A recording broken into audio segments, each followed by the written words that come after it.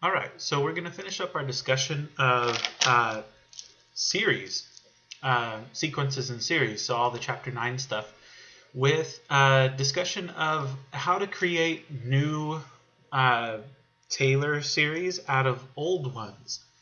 And so one of the ways that we can do this is by differentiating and integrating power series. So I'm just going to give you sort of the results of the section so that you can kind of see the big picture. But the idea is this. First of all, this is a lot of detail. But basically what this is saying is that if you have some power series, then you can differentiate the terms of the power series term by term.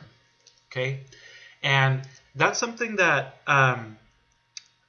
in other words, like you can distribute the derivative across the entire sum, right? And so that's something that may seem a little bit obvious, like why do we need to state that as a theorem, right? Because we already know that, for example, we know that the derivative of f of x plus g of x is just the derivative of f plus the derivative of g, right? So we already know that in some sense derivatives distribute across addition, but the issue is that we know that that's true for a finite sum, right? What we don't know is whether or not that's true for an infinite sum like this. And so what this theorem is saying is that it is, right? It is true that you can still differentiate each term by term when you're dealing with a power series. And not only that, but its radius of convergence is going to be the same, okay?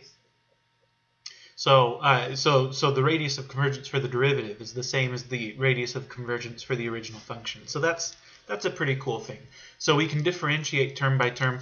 We can also integrate term by term. Okay, and same thing, right? Again, it's like, why do we need to state this as a theorem? Because we already knew that it was true for a finite sum. Now we're saying that it's also true for an infinite sum. And I'm not going to prove these to you. Okay, but these are true facts, and so we're going to be able to use them. And by the way, it works for both the indefinite integral as well as the definite integral, right? This still leads us to wonder, though, whether or not these new series that we're coming up with, right, the derivative of a power series, is it a power series, right? Like, is the derivative of a Taylor series still a Taylor series? Right? Is the integral of a Taylor series still a Taylor series? And so the third big result in this section is this one. So Theorem 9.10.6, which says if a function is represented by a power series on some open interval containing x naught, then that power series is the Taylor series for f about x equals x naught. Right? So in other words, if you have some representation for a function given by a power series, then that power series has to be the Taylor series specifically. And so when you differentiate, so in particular, when you differentiate a power series, you're going to get a power series, right? You're going to get ck times x minus x naught to the k, or to the k minus 1 rather. But that's still going to be a power series. And the same thing when you integrate. When you integrate, you get this looking thing, but this is still a power series, okay? And so that power series if the original series was like in this case, if the original series was a power series for f of x, then it must have been a Taylor series for f of x. And therefore, its derivative is a Taylor series for f prime of x, right? Or sorry, its integral is a Taylor series for f prime, for the integral of f of x, right? And the same thing with the derivative, okay? If the original thing was a Taylor series for f of x, then the derivative is also a Taylor series for f prime of x, okay? And but that's true not just of differentiation and integration. That's true of just algebraic stuff in general, right? So no matter how we arrive at a particular power series representation for a function, if the series converges to f, then the series must be a Taylor series. So yeah, so we can differentiate Taylor series, we can integrate Taylor series, and the result is going to be a Taylor series, right? So that's basically what we're saying here in this section. So I want to give you some examples of each of these ideas. So first of all,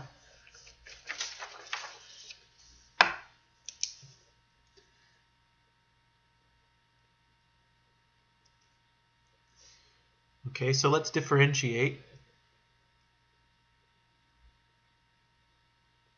the Bessel function.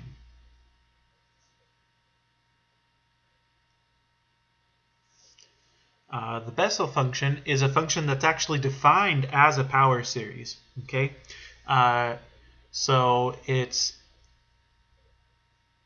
j naught of x equals the sum from k equals 0 to infinity of -1 to the k x to the 2k over 2 to the 2k times k prime factorial.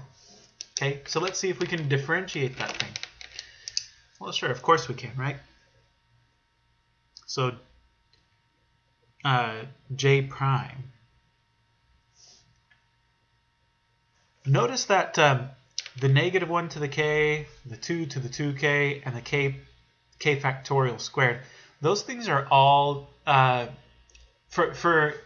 okay, we're going to differentiate this thing term by term, right? So I'm thinking of this like if we've already plugged in some value of k, like if we plug in k equals 2. So when we get to if we plug in k equals 2, we're actually on the third term of the series, right? But if we plug in k equals 2, so that third term is going to be +1 x to the 4th over 2 to the 4th, so 16, times 2 factorial, which is 2 squared, so 4, so 16, so 64. So you're just going to get x to the 4th over 64. And the point I'm trying to make is that all of this stuff is just the coefficient, right? It's just the coefficient. So when you differentiate with respect to x, none of that stuff matters. The only thing that matters is the x term, right? And that's just x to the 2k. So we know that its derivative is going to be 2k times x to the 2k minus 1. And that's all there is to it. Everything else just kind of comes along for the ride. So the derivative is going to be sum from k equals 0 to infinity of -1 to the k times 2k x to the 2k minus 1 over 2 to the 2k times k factorial squared. Okay. Now there might be some nice things that you could do here to sort of to simplify this a little bit. Like for example, this 2 I know can cancel one of these 2's down here. And this k could cancel one of these k's down here. And that's wrapped up in this k factorial squared business. So in order to do the cancellation, though, let me just rewrite this a little differently. So we got sum from k equals 0 to infinity of -1 to the k times 2k times x to the 2k minus 1 over. Now this thing, if I want to cancel off a 2, I need to rewrite this as 2 times 2 to the, it would be 2k minus 1, right? Because this would be 2 to the first times 2 to the 2k minus 1. You add the exponents and you get 2 to the 2k. All right. This one I'm going to write as k factorial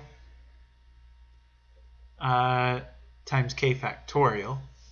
Because then you can see that that 2 is going to cancel that. And this k is going to cancel, well, maybe I should have written this as k times, we'll say k minus 1 factorial. How about that? And then this k will cancel that k. All right, and so we get the sum from k equals 0 to infinity. Actually, I should be careful with the index. So we're not going to start right at 0 since this is a k minus 1 now. we don't really have a definition for -1 factorial, I suppose. So we should start at 1. And that's justified because the first term of this series would have been a constant anyway, right? Or sorry, of this series. It would have been a constant. When you plug in 0, you get k to the 0 power, which is just 1, so it would have been a constant. So when you differentiate, that 0th term disappears, okay? And you're going to start at 1 anyway. Okay. So -1 to the k, x to the 2k minus 1 over 2 to the 2k minus 1 times k factorial times k minus 1 factorial. Okay? And that's that.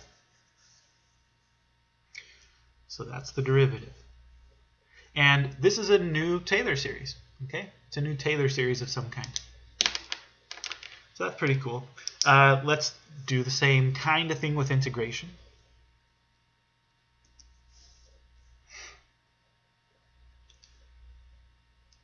So let's integrate the Mclaren series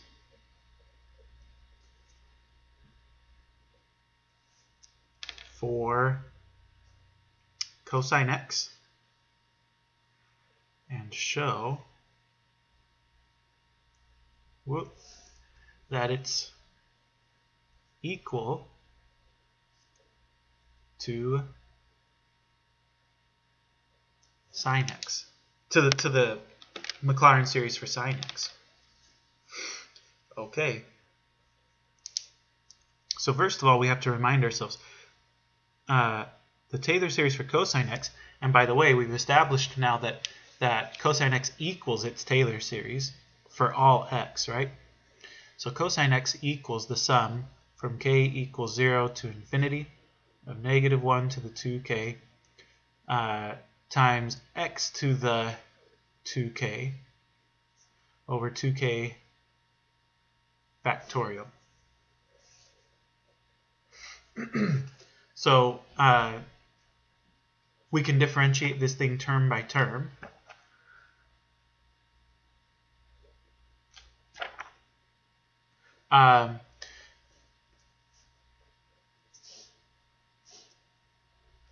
So we know that the well, it shouldn't be equal to sine x, right? It should be equal to negative sine x, I suppose. Because when we... Oh, no, we're going to integrate. I'm sorry. No, so I was right the first time, because we're going to be integrating this thing. Okay. So, so the integral of cosine x dx should be equal to the integral from k equals 0 to infinity, or the sum from k equals 0 to infinity, of the integral of -1 to the 2k, x to the 2k, over 2k factorial dx, right? So it's the sum of this integral, okay? And again, you know, when you plug in some value for k, all of this stuff is just a coefficient, right? It's just a number, which you can move out of the integral. So the only thing that really matters is this x to the 2k. So we know that the integral is going to be x to the 2k plus 1 divided by 2k plus 1. Okay? So integral of cosine x is sine x.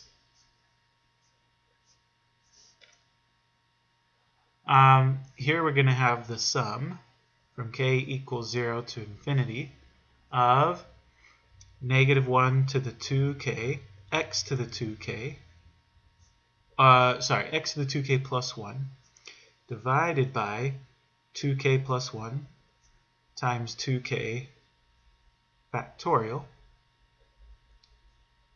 plus c. Okay, and if you squinted it just right, you'll notice that that is really the sine function, because 2k plus 1 times 2k factorial is really just 2k plus 1 times 2k minus 1 times 2k minus 2 and so forth. Well, that's just 2k plus 1 factorial, right? This whole thing is just 2k plus 1 factorial. Okay, so sine x plus c equals the sum from k equals 0 to infinity of -1 to the 2k, x to the 2k plus 1 over 2k plus 1 factorial, plus c. So, sine x equals that same Taylor series that we know and love, right? So let me pause and pull up the textbook so I can show you. Okay, so here they are in all their glory, right? So there was the Mclaren series for cosine x, and then we integrated it and we ended up with this expression, which is the Mclaren series for sine x, right? Not surprisingly, I suppose, but still kind of cool that everything all works out, that everything is still consistent, right? We like that. Okay, so we can, in this case, we didn't create a new series because we already knew this one. But going forward, it's like, if you wanted, well, you'll see. I'll show you some examples. But it's very handy to be able to create new Taylor series out of old ones by differentiating and integrating. But we can also do this just by some algebraic manipulations. So let me show you a few examples of that. So let's find the Taylor series. And we'll do a bunch of these. Find the Taylor series for the given function.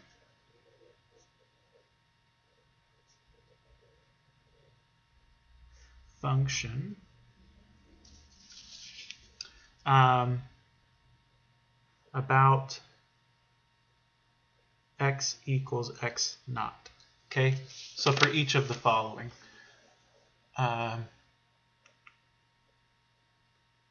Okay, so let's do this for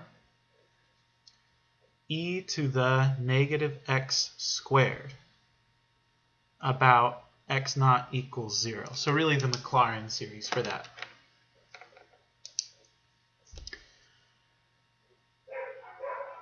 Okay, so e to the negative x squared.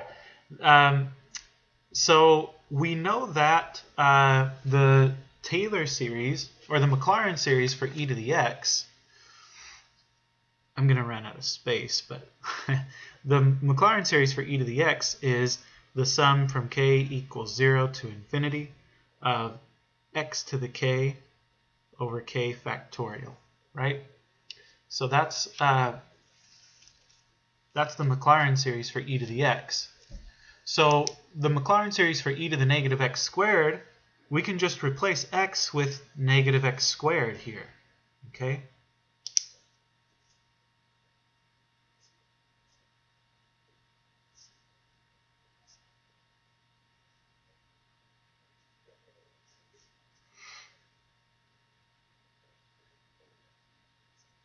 So instead of x, we have negative x squared to the k over k factorial.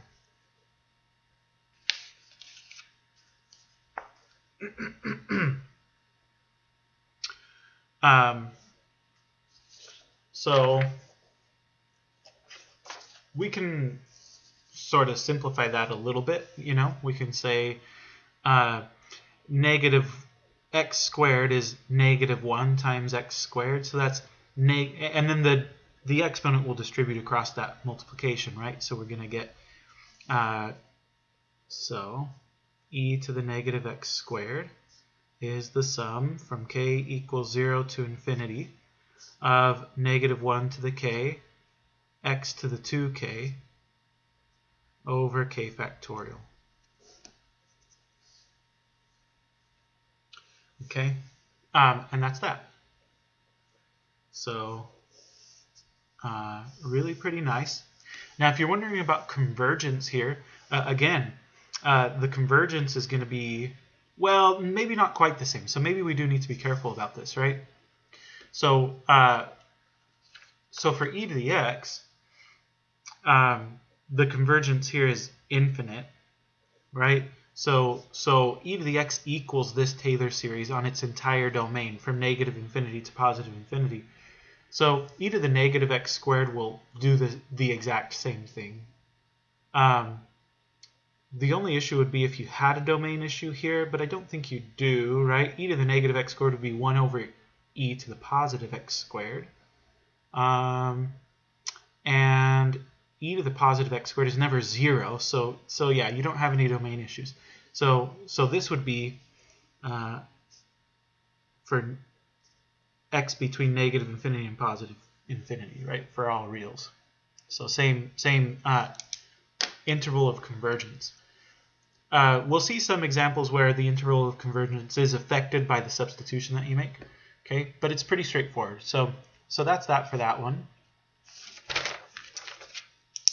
Okay, let's do another one.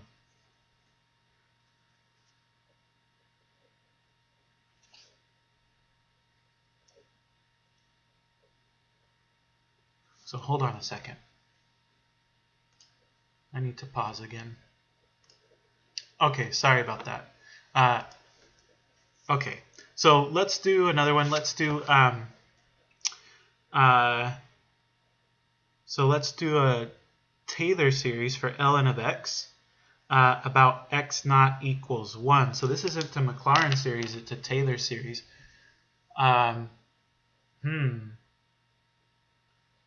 Which is a little tricky because we have a bunch of Mclaren series that we know off the top of our heads, but we don't have any Taylor series as far as any Taylor series about x equals 1.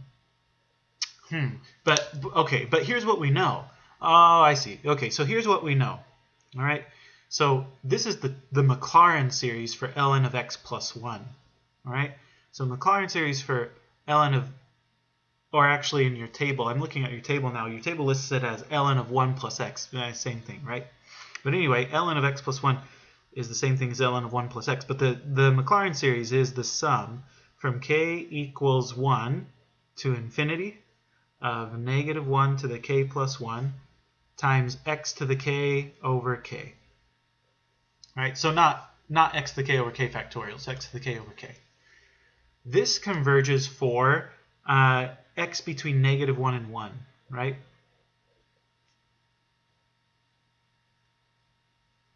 And it actually converges on the right endpoint, but not on the left endpoint. Okay. So the question is, how are we going to get a Taylor series for ln of x? Well, we could replace x with x minus 1, right? So if we replace x with x minus 1, we'll have x minus 1 plus 1, and the plus 1s will cancel. Here you're going to have an x minus 1, and that's why it's going to be a Taylor series about x naught equals 1 instead of a Mclaren series. Okay.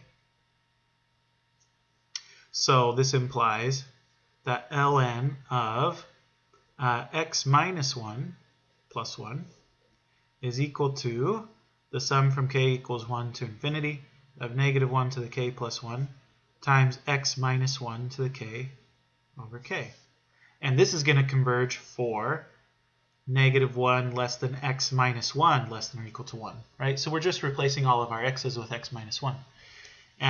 So here we're going to get ln of x. Any simplifying? I don't think there's any simplifying we can do here, so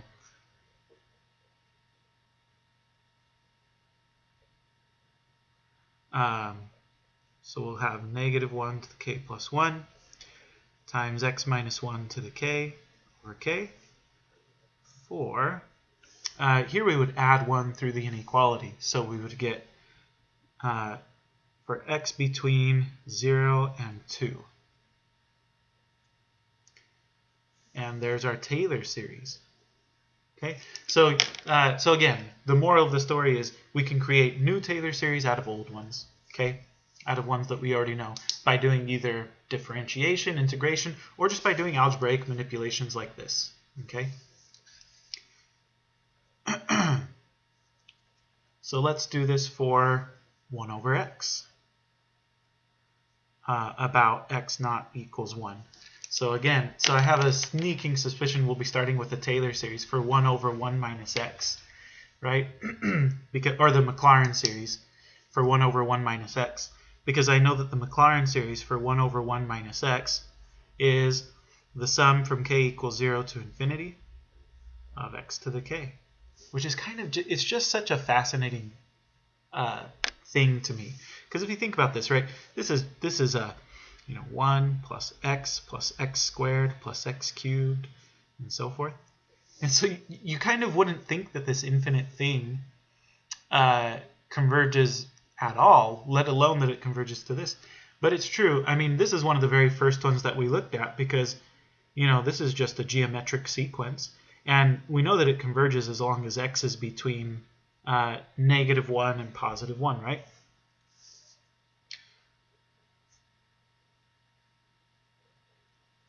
Okay. So how are we going to get a 1 over x out of this? What should we replace this with? I suppose we've got to get rid of the 1, so we should be subtracting a 1. And we have to somehow make the x positive, so maybe we'll replace x with 1 minus x, right? So 1 over 1 minus x, right? And then the 1's will cancel, the x will become a positive x, right? Okay. So that's going to be the sum from k equals 0 to infinity of 1 minus x to the k, right? We're just replacing the x with a 1 minus x. And that's going to converge for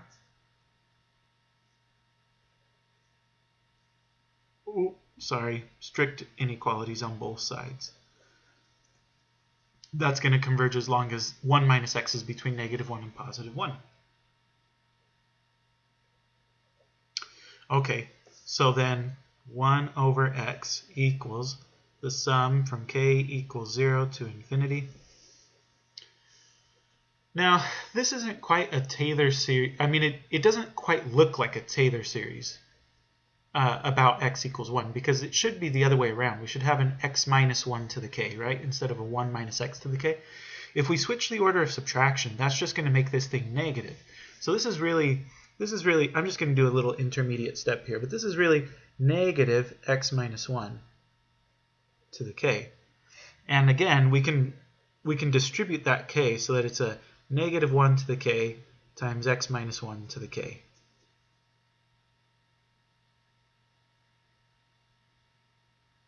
Okay, now when it comes to solving this inequality for x, we would subtract 1 and get -2 is less than -x is less than 0. And then we'd divide through by -1, and so we would get, so we would get -2 less than -x less than 0. And then divide through by -x, we would get 2 greater than x greater than 0. In other words, we would get x has to be greater than 0, but less than 2. So, we could write this the other way around. So this one was not as clean, I guess, in terms of showing my work. I could have been a little bit better about showing my work, but I'll just write it as the last step, right? So 1 over x equals the sum from k equals 0 to infinity, -1 to the k times x minus 1 to the k, for 0 less than x less than 2. So as long as x is between 0 and 2, this thing equals that.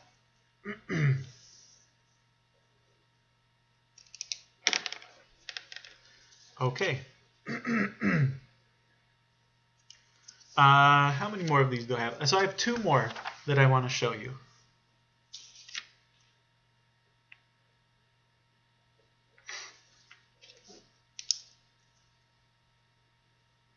So let's do 1 over 1 plus x squared about x not equals 0.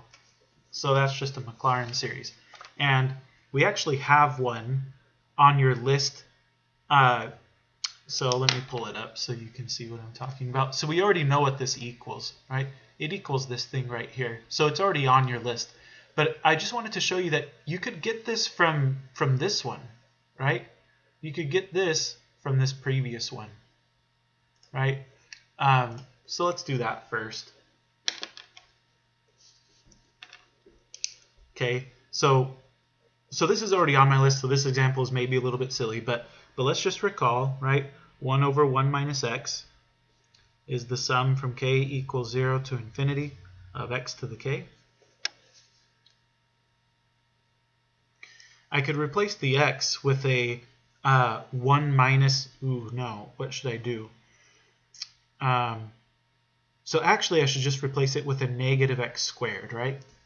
So if I do 1 over 1 minus negative x squared, so 1 minus negative x squared, that's going to become a 1 plus x squared, right? So I just need to replace my x with a negative x squared.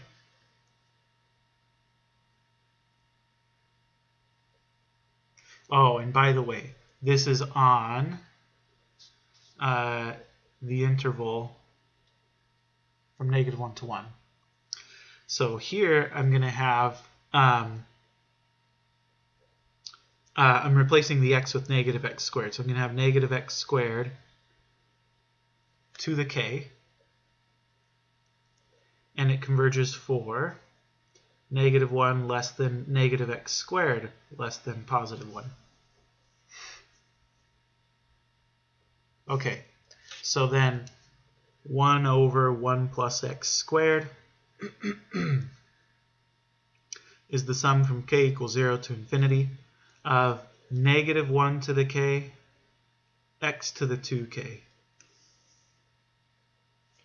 which you'll notice is exactly this second formula. So I think when I was going over this list of formulas, I was kind of struck by this one. I was like, well, I don't have this one memorized. I think the reason I didn't have it memorized is because it's just so easy to derive from this one. It's like if you remember this first one, there's no need to memorize the second one. But anyway, I guess it wouldn't do you any harm to have it memorized, right? So that's that. As far as the radius of convergence is concerned, I mean, same deal. We would divide through by a -1.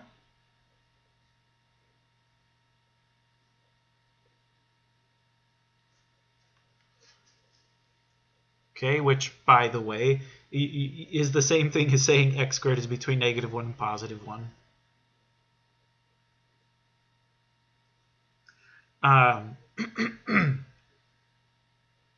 X squared can never be a negative number, so actually this is the same thing as just saying x squared is between 0 and 1. Or I guess you could say, yeah, it would just be the same thing as saying x squared is between 0 and 1. And then if you take the square root, you would end up with, so remember, if x squared equals 1, then x is plus or minus 1. So when you take the square root, okay, so I'm thinking this. So I've really got this situation. And now if I take the square root, well, see, inequalities, they get tricky though. It doesn't quite work this way. But if I know that but I'm just going to think it through then, instead of thinking about it algebraically. If x squared is between 0 and 1, the only way that could happen is if x itself is between -1 and +1, right? So, okay. So that's kind of a minor detail, I guess, but there's that one. Well, okay. So now let's throw that together. Last one for this set of examples. Okay, let's throw that together with some differentiation. Okay, so let's see. So again, same instructions. We're supposed to find the Taylor series for the given function about x equals x naught. So in this case, we want the Mclaren series for tangent inverse of x, which we haven't ever done before. But here's what I want you to realize. Okay, we have Mclaren series for 1 over 1 plus x squared, which happens to be the derivative of this. In other words, if we integrate this one, we're going to get this one, right? So let's do it, right? We know that 1 over 1 plus x squared equals the sum from k equals 0 to infinity of -1 to the k x to the 2k, right, on the interval from -1 to 1.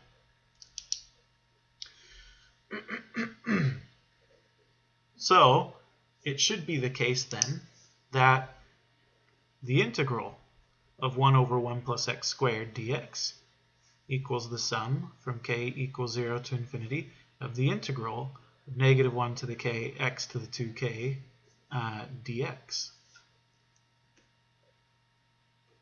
On the same radius of, or on the same interval of convergence, right?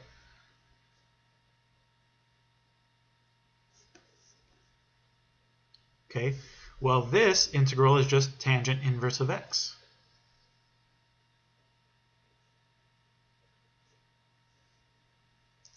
Here we're going to get what? X to the 2k plus 1 divided by 2k plus 1, right?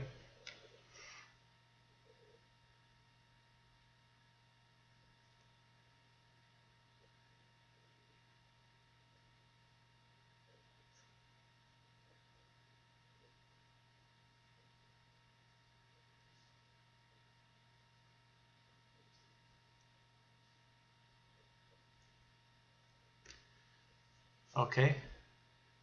So there we have it, right? So tangent inverse of x equals the sum from k equals 0 to infinity of -1 to the k, x to the 2k plus 1 over 2k plus 1.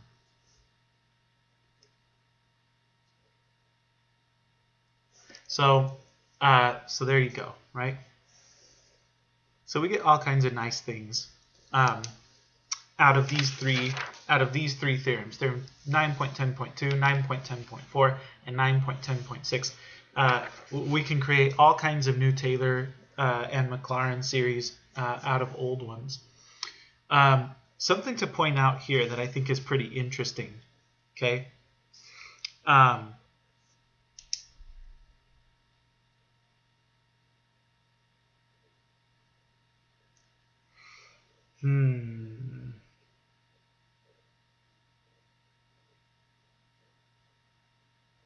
Give me a second. I've got to think about something real quick before I say something wrong. Okay, a small detail that I need to clear up. Okay, so I actually misspoke when I said that the derivative and the integral would have the same interval of convergence as the original function. Actually, they don't necessarily have exactly the same interval of convergence. They have the same radius of convergence, okay? So they'll have the same radius of convergence, r. So in other words, if f of x equals this power series on this interval, then f prime of x is going to be equal to this power series on at least this interval, okay? It won't... So in other words, what happens at the endpoints is something that you'd have to determine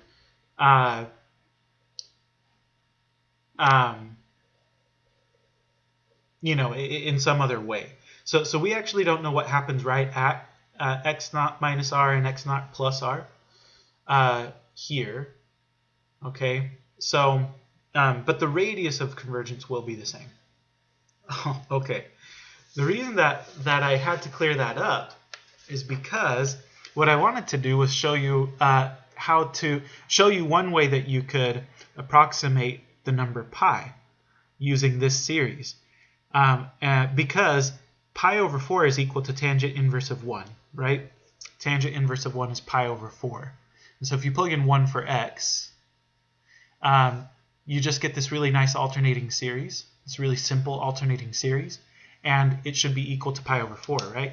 But that only works if this series converges at x equals 1, and from what we've written down, that's not the case. But as it turns out, the reason that I was getting these strict inequalities is because the theorem 9.10.4, which we just used, doesn't say actually what happens at the endpoints. And in this case, it just so happens that the equality does hold.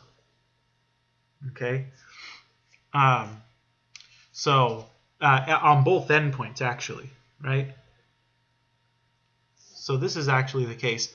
I'm not going to be too worried about the specifics here on tests and quizzes. If you're like, well, but how? Like, did we show that?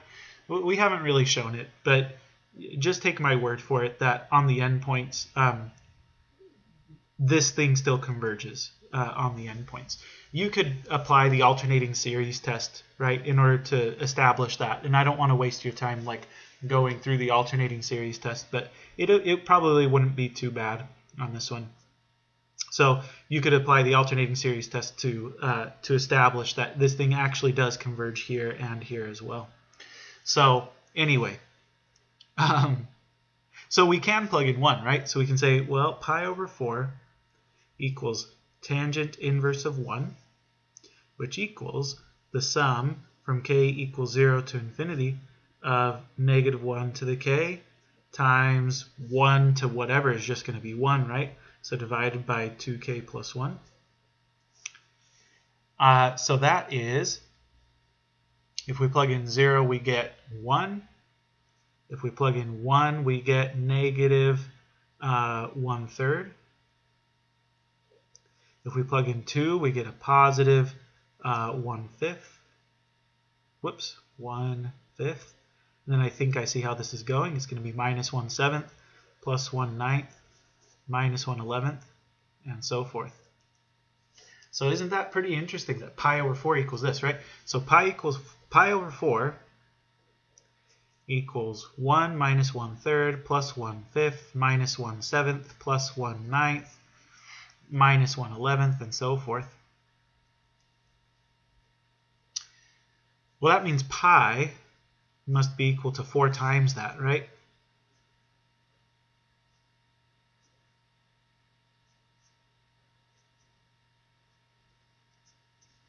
And I think that's kind of interesting. So that's a pretty interesting thing.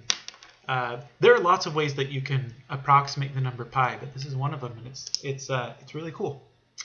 Okay.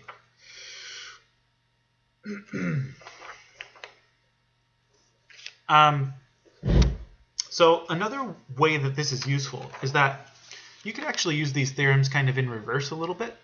So so far we've been using theorem 9.10.4 and the others to calculate or to come up with a new Taylor series from an old one.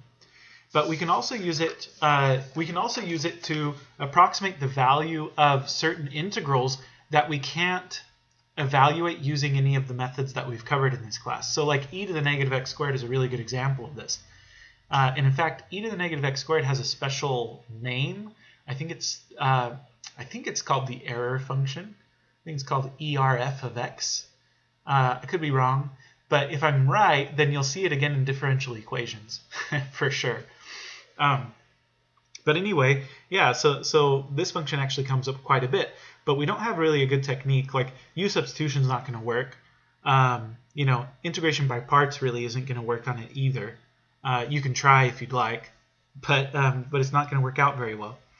But we can use the Taylor series for e to the negative x squared that we came up with in part A, and then we can just integrate each term by term, right, to approximate this value. Okay, so let's do it.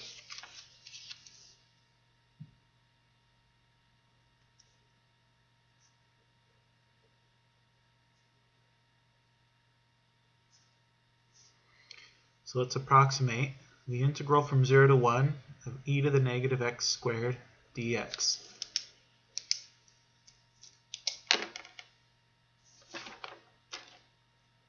So where did we come up with that? Here. Right? That was the Mclaren series that we came up with for e to the negative x squared. So we can say integral from 0 to 1 of e to the negative x squared dx is equal to the integral from 0 to 1 of the sum from k equals 0 to infinity of negative 1 to the k x to the 2k over k factorial. dx. And we can move that integral inside of the sum, of course.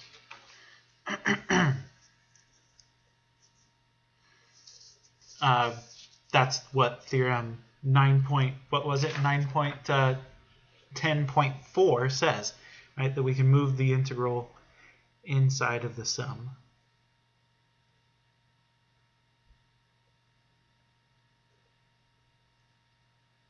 And then we can integrate that thing. So that's just going to be x to the 2k plus 1 divided by 2k plus 1. Right? And the rest of it is just going to come along for the ride because they're just constants, right?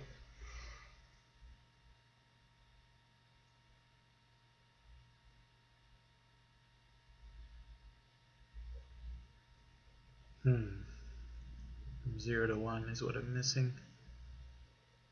Okay, yeah, so that's the sum from k equals 0 to infinity of negative 1 to the k, x to the 2k plus 1 divided by 2k plus 1 times k factorial, evaluated from 0 to 1.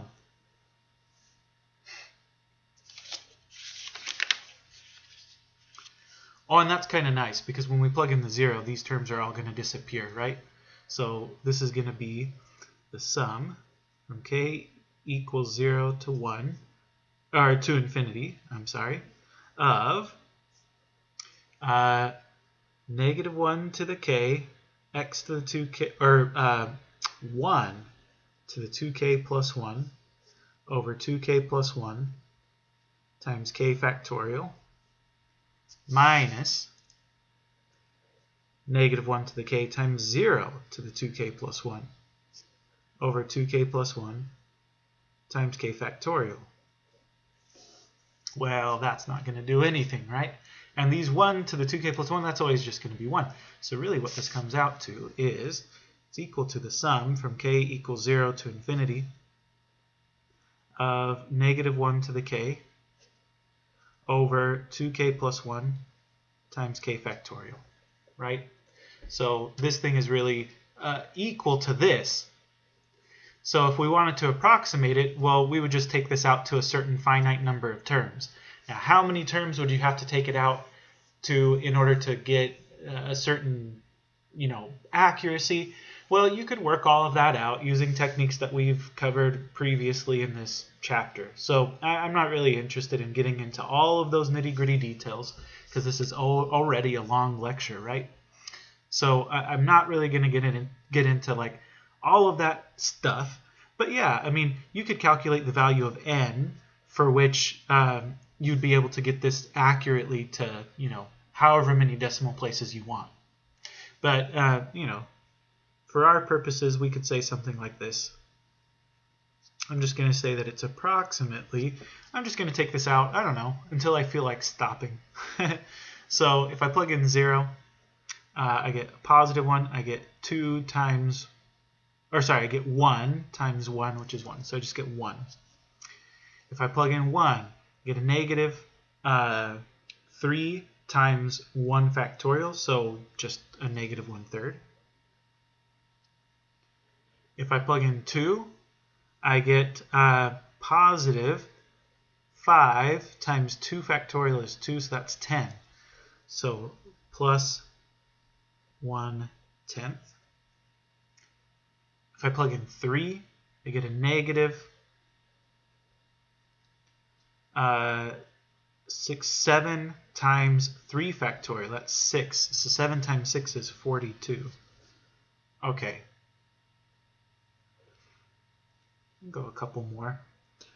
So plus 1 over, now I'm plugging in 0, 1, 2, 3, I'm plugging in 4. So that's 8, 9 times 4 factorial. That's 9 times 24. I should just be using my calculator. What am I doing? Who am I fooling? Trying to do this in my head. 216. And it's going to be minus 1 over, so this is 0, 1, 2, 3, 4. So 2 times 5 plus 1 times 5 factorial.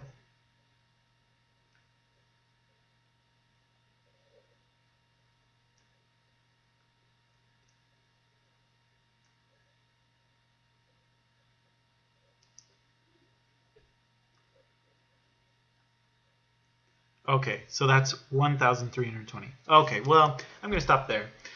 So that's fine.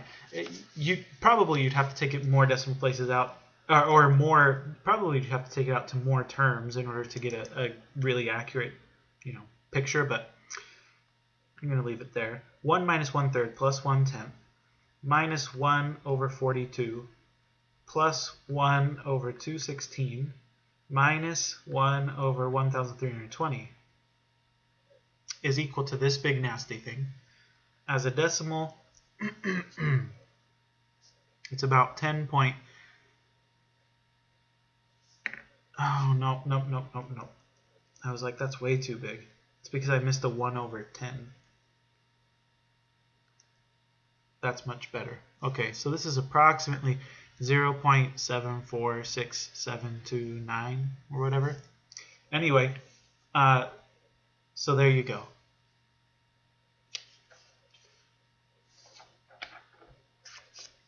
So, okay. Well, what else can we do with these theorems? How long have I been going? Oh, I've been going for so long. Well, okay. So let me just show you. So one of the examples that I wanted to give you, but it's not totally necessary, is this. So you can show that the Mclaren series for 1 over 1 plus x is this pretty easily. So one way that you could do it would be by manipulating the Mclaren series for 1 over 1 minus x. You just plug in negative x for x, right? So remember, this one is the sum from k equals 0 to infinity of just x to the k. When you plug in a negative x instead of a positive x, then you end up with this series. Okay, that's one way that that's the easier way to do it. The other way you can do it is by using the binomial theorem, which in my opinion is much more difficult. When I say the binomial theorem, I mean use this. So if you're looking at 1 over 1 plus x, then m would be negative 1, right? And this is the series that you'd get. But you should end up with the same result, right, if you do it those two ways. So, but I'll leave that one for later. And then the other examples that I wanted to show you is that you could also multiply or divide Taylor series term by term to get new Taylor series. So for example, we have a Taylor series now for e to the negative x squared, and we also have a Taylor series for tangent inverse of x. If you multiply those two things together, you get a new Taylor series, right? That Taylor series must represent this function. It must be a representation for this new function. So I won't take you through all the nitty-gritty details, right? And I probably won't assign any homework problems that require you to do that. But you could do the same thing for division. So like if you wanted to know, well, what's the Mclaren series for tangent, right? You could just take the Mclaren series for sine and divide it by the Mclaren series for cosine. And your book actually does both of those examples. So let's find them if you're interested. Yeah, so you can see this is the multiplication one, this is the division one, and so you can do the multiplication the same way that you would divide like a 5-digit number by a 5-digit number, right? You just do the multiplication the same exact way. So 1 times x is x squared times x is, well, negative x squared times x is negative x cubed, positive x to the 4th over 2 times x is positive x to the 5th over 2, and so forth. And then you do the next row where you're multiplying x cubed over 3 by each of these guys, and then you offset it and all of that, and then you can do the third one, right? And then you add these things up and you get x, and then you get negative 4/3 x cubed, and then you get, oh goodness, whatever you get there, right? But you obtain this new Taylor series that is the representation for this nasty function up here, which is really nice. And then you can do the same thing with division. You just use long division, right? The same way that you usually would. I don't know, so maybe I will assign you a couple of these problems, because I don't think it's difficult to This is not even calculus, you know what I mean? You should be able to do that just from algebra. So that's all I have to say. I've been talking for so long. I think I've said enough, right? But that brings us to the end of chapter 9. So we will see you in a new chapter next time we talk.